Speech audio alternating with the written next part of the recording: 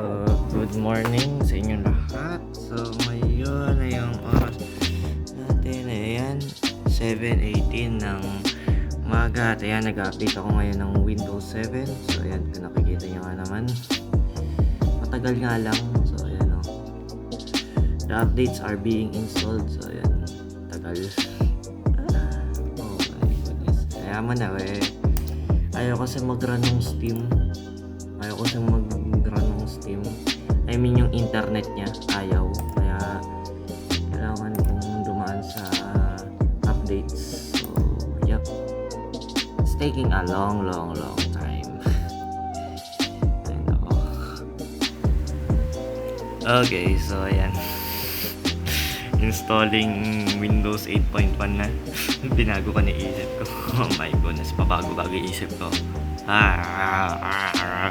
Okay, so time check tayo, 2:38. So kahit maaga akong nagising kanina na mga alas 6, nagka-problema kasi itong computer, mga ka-friends. Kaya nag-reformat na naman ako. Leche. Kaya eto, na-delay na naman ako ng upload. Pero hindi naman kasi ako consistent. 12 PM talaga technically makakapag-upload. Mga 2:39 na ngayon. Panigura, alas 3 na naman ako makakapag-upload kasi sa ngayon ay nag-export sa nag-export siya ngayon. So, yep, nasa 28% pa lang siya. So, muulan ngayon pagpamanin nyo na yung yung kung nadidinig nyo yung ulan, pagpasensyahan nyo na. Okay, so kaya wala rin naman akong masyadong nagawa ngayon. Nandito yung kapatid ko actually, pero nai-irritate siya. Akala niya binubwisit ko siya ayan, hindi ko siya mabibidyoan.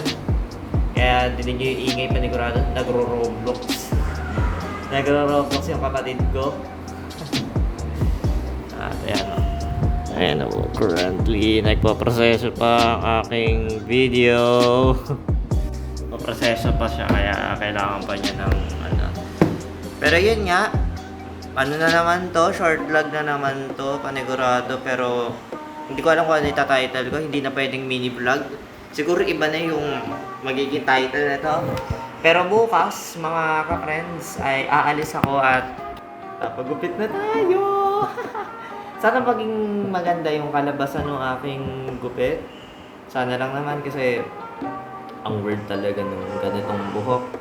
So, ito na yung huling video na makikita nyo na nakaganito ako, na sobrang haba ng buhok ko. Pero mga ka-friends, so kita-kita na lang tayo bukas.